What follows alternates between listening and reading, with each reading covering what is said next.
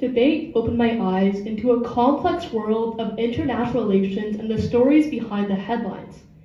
It has made me realize that international relations are not just about politics and economics. Rather, they are about people, their stories, and their lives.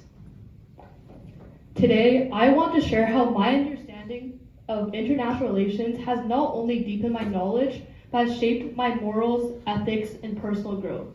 As a teenager, my aspirations of becoming an international policymaker has taught me that there are deep truths to becoming an international relations policymaker.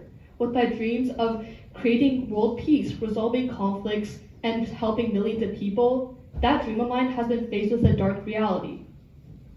That every decision a policymaker makes has a profound and widespreading impact that can affect millions of people. For example, economic sanctions that are meant to pressure governments into cooperating can cause human rights crises or humanitarian crises around the world that can cut off the world's most vulnerable's access to things like food, water, medicine, and other essential resources.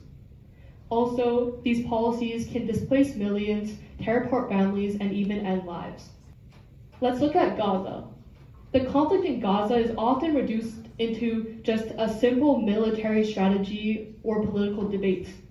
Rather, we have to realize the human stories that are behind these numbers and headlines. Consider the story of Amal, a young girl who lives in Gaza whose only dreams are peace and stability, yet her reality is faced with fear and uncertainty. Amal's story isn't unique. It represents thousands of children growing up in Gaza amidst the conflict whose only dreams and hopes are affected by their reality.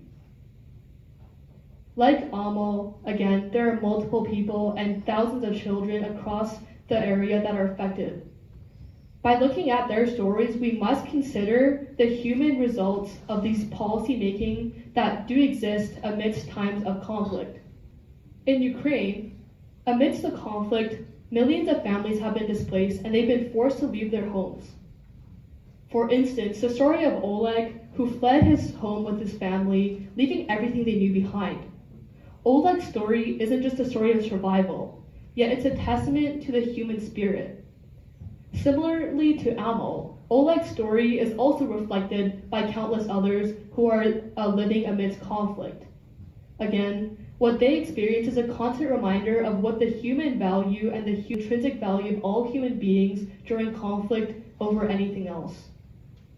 The Uyghur Muslims in China is an example of how policymaking can be used to oppress and marginalize, with reports of re-education camps, sterilization of women, and even restrictions to cultural and religious practices. Is harrowing.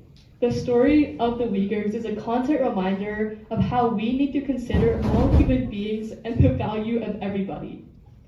We have to think in the position that if something like this were to happen to one of our loved ones or someone we knew, we would not be okay with these issues happening. Yet, when we see these issues happening to people we don't know or external issues, we tend to not react.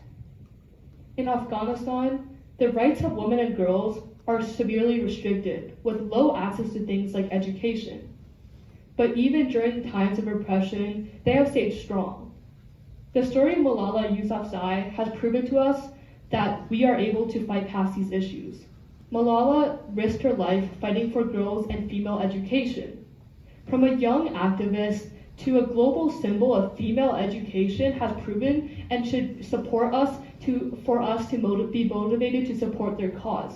With all they have dedicated to supporting their cause and fighting for their own freedoms can make us consider what we should do to fight for their freedoms and our own freedoms. And again, with all these issues, something I've learned is that through all these conflicts, the role of a policymaker is not only just to navigate the political landscape. Rather, it is to empathize with the human stories behind the headlines. It is to understand how humans are affected past their policies or how much money or economic benefits they can get out of making a policy. Empathy isn't only a feeling, it's a call to action. It makes us create more compassionate policies that are just and ensure that justice and equality are being served to everyone across the world. From these stories, it has taught me that behind every policy and every decision a policymaker makes, we must consider the intrinsic value of every. As a debater, we often use numbers of human suffering as mere statistics to win debate rounds. However, I've learned beyond that. We have to consider every story and every life behind every number we see. The people and the stories that are represented by these numbers could be someone's mother, someone's son, or even someone's loved one. We have to consider the value of these people, not only to ourselves, yet to their own family and their own communities. Through these stories, it has proven to me that the importance of considering all of these stories and the human value of these shows that we have to consider the human value of every. And again, it has taught me that we have to view policies from a human-centric lens over something that may only see benefits economic-wise or political-wise, and it has taught me that every citizen is equal, that not one is worth more than the other, and we should not prioritize one life over another.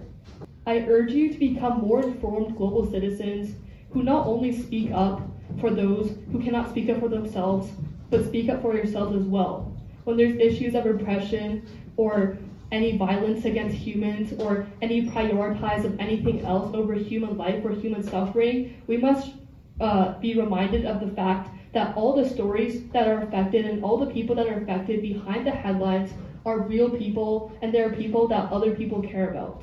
We must stay informed of all global issues that do happen, and we cannot just brush under some minor issue that may affect not as many people, and we have to realize that all people are equally important, no matter if it's very few or a lot of people.